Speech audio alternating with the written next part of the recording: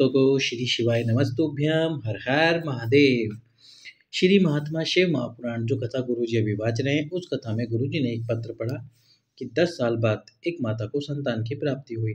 10 सालों से वो परेशान थी, हर एक उपाय उन्होंने किया। उस पूरे पत्र का विवरण आपको इस वीडियो में करेंगे हम। साथ ही साथ में प्रदोष के कुछ उपायों का वर्णन करेंगे। एक उपाय जिसमें आपको नंगे पैर यानी कि बिना चप्पल पहने, बिना जूते पहने, कुछ भी नहीं पहनना है पैरों में, और प्रदोष के दिन शिव मंदिर जाना है, उपाय करना है। जो भी आपकी मनोकामना हो, धन प्राप्ति, पुत्र प्राप्ति, संतान प्राप्ति, ये उपाय अवश्य ही करें। यदि आप मंदिर नहीं जा सकते तो 5 दीपकों वाला उपाय बताएंगे आपको। ये 5 दीपक आपको प्रज्वलित करने हैं। तो चलिए सबसे पहले आपको पत्र की जानकारी देते हैं, पर उससे पहले आपको एक छोटा सा कार्य कर देना है। वो कार्य क्या है जो कि आप जानते हैं। वीडियो को लाइक कर दो, चैनल को सब्सक्राइब कर दो और इस वीडियो को अधिक से अधिक शेयर कर दो। तो जो सबसे पहला जानकारी है वो है कविता देवी जी की तरफ से आई, जो गुरुजी ने पत्र पढ़ा था। उन्होंने बताया कि गुरुजी, 1 लोटे जल का वर्णन मैं आपके सम्मुख में क्या करूं, मैं आपको बता नहीं सकती। मेरी शादी बहुत जल्दी हो गई थी। उसके बाद में शादी होने के लगभग 5-6 साल तक मुझे संतान की प्राप्ति नहीं हो पाई। मैं हर एक डॉक्टर के पास जाके आई और हर एक जगह पे दिखा के आई, लेकिन उसके बाद भी हुआ क्या गुरुजी, मुझे संतान प्राप्त नहीं हुई। 5-6 साल ऐसे ही निकल गए और फिर मुझे किसी ने बोला कि टेस्ट ट्यूब बेबी करा के देख लो। मैंने टेस्ट ट्यूब बेबी भी करा दिया गुरुजी, पर फिर भी मुझे संतान की प्राप्ति नहीं हो पाई। फिर उसके बाद में मुझे किसी ने बताया कि एक गुरुजी हैं पंडित प्रदीप जी मिश्रा, जो कि शिव महापुराण की कथा वाचते हैं। हमने आपकी कथा सुनी गुरुजी, और आपकी कथा में आपने बताया था कि आपको प्रतिदिन भगवान शंकर के शिवलिंग पे जल समर्पित करना चाहिए और जल समर्पित करके उस जल का आचमन करना चाहिए, क्योंकि यदि आपके शरीर में कोई भी रोग है तो वह रोग पूरी तरह से समाप्त हो सकते हैं। तो गुरुजी, दीपावली से मैंने और मेरे पति ने निर्णय कर लिया कि हम प्रतिदिन मंदिर जाएंगे और मंदिर जाकर भगवान शंकर के शिवलिंग पर जल समर्पित करेंगे। जल समर्पित करने के बाद में उस जल का आचमन करेंगे, बाबा के ऊपर बेलपत्र समर्पित भी करेंगे और बेलपत्र का भी आचमन करेंगे। यानी कि बेलपत्र को वहीं नंदी जी के सम्मुख में बैठकर, यानी नंदी जी के पास में बैठकर, या फिर भगवान शंकर की चौखट पर बैठकर उस बेलपत्र को खाएंगे। हम ये नियम चालू रखे गुरुजी। और उसके साथ में ही जब रुद्राक्ष उत्सव शुरू होने वाला था, तो हम उस रुद्राक्ष उत्सव में भी आए। मैं और मेरे पति रुद्राक्ष उत्सव में आए। हमने वहाँ पे 2 दिन की कथा सुनी, और जब आप श्री शिवाय नमस्तुभ्यम मंत्र बुलवाते थे, हमने श्री शिवाय नमस्तुभ्यम मंत्र बोला, बाबा से कामना करी, संतान प्राप्ति की, वंश वृद्धि की। साथ में कुबेरेश्वर धाम से हम रुद्राक्ष भी लेकर आए। और उसके साथ ही हमने जब 2 दिन, केवल हमको 2 दिन की कथा ही मिल पाई थी, हम 2 दिन की कथा सुनकर फिर से अपने घर आ गए। थोड़े समय बाद जो मैं प्रार्थना पंडाल में करके आई थी, बाबा से विनती करके आई थी, वो प्रार्थना बाबा ने मेरी सुनी। पंडाल में प्रार्थना करने का फल मुझे प्राप्त हुआ, और उसके साथ ही मेरा गर्भ ठहरा और फिर मुझे संतान की प्राप्ति हुई, और संतान की प्राप्ति भी पुत्र के रूप में प्राप्त हुई। 10 साल बाद मुझे मेरी झोली भरी गुरुजी, 10 साल बाद मुझे संतान प्राप्त हुई। इतने वर्षों से हमने हर जगह दिखा लिया था, तो भी मुझे संतान प्राप्त नहीं हो पा रही थी। आपकी कथा में आई, कुबेरेश्वर धाम आई और आपसे प्रार्थना करी, बाबा से प्रार्थना करी, मुझे संतान प्राप्ति हुई। अब हम आपको बताने वाले हैं प्रदोष के दिन का, 21 फरवरी को जो प्रदोष पड़ रही है, बुधवार को जो प्रदोष पड़ रही है, उस प्रदोष के दिन का पहला उपाय आपको प्रदोष काल में ही करना है। प्रदोष काल अब तक तो आप जान ही चुके होंगे, 45 मिनट पहले सूर्यास्त से और 45 मिनट बाद, 1.5 घंटे का समय।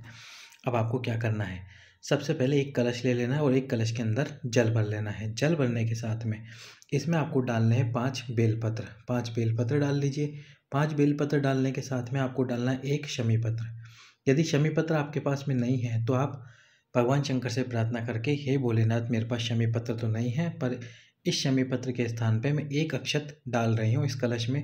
इस कलश में जो अक्षत डाल रही हूँ, इस अक्षत को शमी पत्र के रूप में ही स्वीकार करना। फिर आपको 7 अक्षत लेने हैं। अक्षत यानी कि चावल लेने हैं, जो कि खंडित ना हो, टूटे हुए ना हो। उन अक्षतों को भी इस कलश के अंदर डाल देना है। अब आपको क्या करना होगा, जो आपके घर में मंदिर है, या तो वहाँ पर, या घर में किसी भी स्थान पर, या तो आपके घर में जो मंदिर हो उस मंदिर में, या कहीं पर भी मंदिर के पास में भी एक आपको दीप प्रज्वलित करना है, गोल बाती का घी का दीप प्रज्वलित करना है। पहले उस कलश में वो सारी चीज़ें डाल लेना, बेलपत्र, शमी पत्र और 7 अक्षत। फिर आपको ये दीपक प्रज्वलित करना है अपने घर पर। दीप प्रज्वलित करके आपकी मन की कामना करनी है, मनोकामना करनी है, प्रार्थना करनी है बाबा से। फिर आपको वो कलश उठाना है, कौन सा वाला, जिसमें आपने वो तीनों वस्तुएं डाल रखी है। अब इस कलश को लेके जाना है शिव मंदिर में।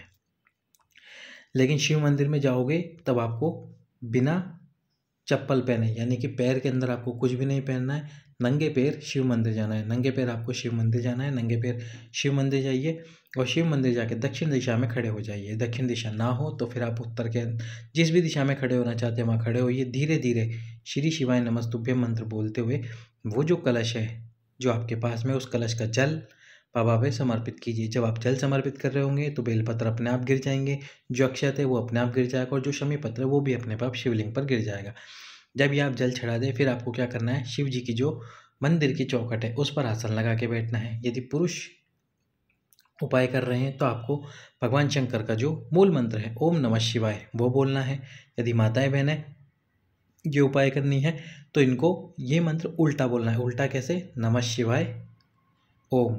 जैसे आप नमः शिवाय ओम बोलोगे तो ओम अपने आप ही आगे आ जाएगा। जैसे नमः शिवाय ओम, नमः शिवाय ओम, नमः शिवाय ओम, नमः शिवाय ओम, ऐसे लगातार बोलोगे तो आप ये मंत्र ओम अपने आप ही आगे आ जाएगा। फिर आपको क्या करना है, 5 मिनट या फिर अपने हिसाब से देख लेना कि मुझे 5 बार, 7 बार, 11 बार, ये इतनी बार ये मंत्र बोलना है। फिर आपको उठ के आ जाना है घर पे। वो जो दीपक जल रहा है, दीपक प्रज्वलित हो रहा है, उसको वहीं प्रज्वलित होने दें। जब आप चौखट पर बैठे होंगे, चौखट पर बैठते समय जब आप ये ओम नमः शिवाय का जाप कर देंगे तो बाबा से आपकी मनोकामना की प्रार्थना करेंगे। इस प्रकार से लगातार 6 प्रदोष आपको ये उपाय करना है। अब जो माताएं बहनें वो बोलेगी भैया 6 प्रदोष तो हम नहीं कर सकते क्योंकि बीच में रजस वाला धर्म आ जाएगा। तो उसके लिए गुरुजी ने कहा है कि यदि आप नहीं कर सकते हो, अपने घर के किसी भी सदस्य से ये उपाय करवा सकते हो। जो भी घर में सदस्य उससे करा सकते हो, या फिर मान लो कि किसी पुरुष को किसी कारण से बाहर जाना पड़ रहा है तो वह अपने स्थान पर किसी और व्यक्ति से भी ये वाला उपाय करा सकते हैं। प्रदोष के दिन कीजिए 6 प्रदोष लगातार आपको ये उपाय करना है। मनोकामना पूर्ति के लिए, धन की प्राप्ति के लिए यदि आप ये उपाय करते हैं तो 6 प्रदोष करके देखिए, बाबा आपकी झोली, आपकी गोदी अवश्य ही भरेगा। अगला जो उपाय इसमें आपको प्रदोष काल में, प्रदोष के दिन 5 दीप प्रज्वलित करने हैं। 5 दीपक आपके घर में ही, घर में कहाँ पर, एक दीप घर से बाहर प्रज्वलित करना है। 5 दीप ले लेने हैं आपको, घी के दीप प्रज्वलित करने हैं। सबसे पहला दीप जो आप प्रज्वलित करोगे आपके पितरों के स्थान पर, पितृ या तो जो आपका मटका हो, पलिंडा हो, उस स्थान पर, नहीं तो यदि आपके मंदिर में पितरों का स्थान है वहाँ पर आपको दीप प्रज्वलित करना है। और जब दीप प्रज्वलित करना है तो एक मंत्र बोलना है। उस मंत्र को मैं आपकी स्क्रीन पर लिख रहा हूँ। ये मंत्र मैं आधा ही लिख रहा हूँ, पूरा मंत्र आप कमेंट बॉक्स में मुझे लिख कर बता देना। श्री शिवाय आगे आप मंत्र आप खुद बता देना। इस मंत्र का आपको जाप करना है। दूसरा जो दीप आपको प्रज्वलित करना है वो करना है आपके किचन में, यानी कि रसोई घर में, वहाँ पर आपको दीप प्रज्वलित करना है। अब आप पूछोगे भैया बाती कौन सी लेनी है इसमें, तो इसमें आपको लेनी है गोल बाती। मनोकामना पूर्ति के लिए आप गोल बाती का इस्तेमाल करें। यदि मान लीजिए कुछ माताएं बहनें चाहती हैं कि हम संतान प्राप्ति के लिए ये उपाय कर सकते हैं तो कर सकते हो, लेकिन फिर इसको आपको इसमें लंबी बाती काम में लेनी होगी। दूसरा दीप आपके रसोई घर में, ठीक है। अब तीसरा दीप आपको कहाँ प्रज्वलित करना है, तीसरा दीप आपको प्रज्वलित करना है आपका जो मुख्य द्वार है, उस मुख्य द्वार पर आपको तीसरा दीप प्रज्वलित करना है। दीप की बाती आपकी तरफ रखना, यानी कि आपके घर की तरफ रखना, रोड की तरफ मत रखना। यदि गोल बाती ले रहे हो तो उसको तो किधर भी रखने की जरूरत नहीं, पर यदि आप संतान प्राप्ति के लिए लंबी बाती का इस्तेमाल करोगे तो उस बाती को आपके घर की तरफ रखना और दीपक थोड़ा सा अंदर की तरफ, जो आपका मुख्य द्वार है। चौथा जो दीप आपको प्रज्वलित करना है बेलपत्री के वृक्ष के नीचे। और जब आप रसोई घर में करोगे तब भी आपको ये मंत्र बोलना है, जो मंत्र आप मुझे कमेंट में लिखकर बताओगे। श्री शिवाय आगे का पूरा मंत्र आप कमेंट में लिख के बता देना। और उसके साथ ही रसोई घर में भी श्री शिवाय बोलना है, आपकी मनोकामना बोलनी है। फिर जो तीसरा दीप जो आप घर के मुख्य द्वार पर कर रहे हो उसमें भी आपको वो मंत्र बोलना है। चौथा जो दीप आप प्रज्वलित कर रहे हो बेलपत्री के वृक्ष के नीचे, उसमें भी आपको वो मंत्र बोलना है। और 5वां दीप आपको करना है शिव मंदिर में जाकर, शिव मंदिर में आपको ये 5वां दीप प्रज्वलित करना है और वही मंत्र बोलना है। ये 5 दीप प्रत्येक प्रदोष पर आप करो प्रज्वलित, जब तक करो जब तक कि बाबा आपकी सुन नहीं लेता। 3 प्रदोष 4 प्रदोष के अंदर ही बाबा आपकी सुन लेगा, मेरा इतना विश्वास कहता है। यदि मान लो ये 5 दीप वाला आप उपाय नहीं कर सकते तो फिर क्या करें, तो फिर 2 दीप प्रत्येक प्रदोष पर प्रज्वलित करने हैं। पहला दीप बेलपत्री के वृक्ष के नीचे, और बेलपत्री के वृक्ष के नीचे प्रणाम करना है बेलपत्र को पहले, और प्रणाम करने के बाद में फिर आपको ये 2 दीप प्रज्वलित करने हैं।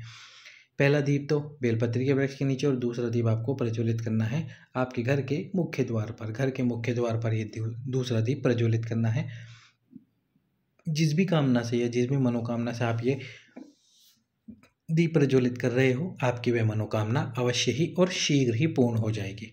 अगला उपाय, यदि आपकी विषम परिस्थितियां चल रही है जीवन में, फिर वह पुरुष हो या स्त्री हो, जिनके जीवन में विषम परिस्थितियां चल रही, उन विषम परिस्थितियों को आप समाप्त करना चाहते हो, तो समाप्त करने के लिए आपको क्या करना होगा? 3 प्रदोष बस ये उपाय करना है। 3 वस्तुओं की आपको आवश्यकता पड़ने वाली है। पहली जो वस्तु है वो है बेलपत्र, दूसरी जो वस्तु है वो है शमीपत्र, और तीसरी जो वस्तु है वो है कनेर का पुष्प। कनेर का पुष्प आप जानते ही हैं, पीला कनेर का पुष्प होता है। इस कनेर के पुष्प को, तीनों वस्तुओं को लेना है। प्रदोष के दिन, प्रदोष काल में जो शिव जी हैं, शिवलिंग हैं, उनके ऊपर आपको समर्पित कर देना है। बिना कुछ बोले बस आप 3 प्रदोष करिए ये उपाय। आपकी जो विषम परिस्थितियाँ चल रही है जीवन में, विषम परिस्थितियों का मतलब क्या होता है? आप कोई कार्य करते हैं, वो कार्य उल्टा हो जाता है। कोई भी काम करते हैं, वो पूरी तरह से सफल नहीं होता। कुछ कार्य करने पर भी उल्टे ही होते जाते हैं। यदि आप पैसा भी कमा रहे हो, तो वो पैसा भी आपके हाथ से जितना कमा रहे हो उससे ज़्यादा खर्च होता है। तो ये होती है आपकी विषम परिस्थितियाँ। जीवन में दुख ही दुख होता है। तो ये सारी चीज़ें एक ही बार में समाप्त हो जाएगी। बस 3 प्रदोष ये उपाय करो। सभी भक्तों को श्री शिवाय नमस्तुभ्याम। हर हर महादेव।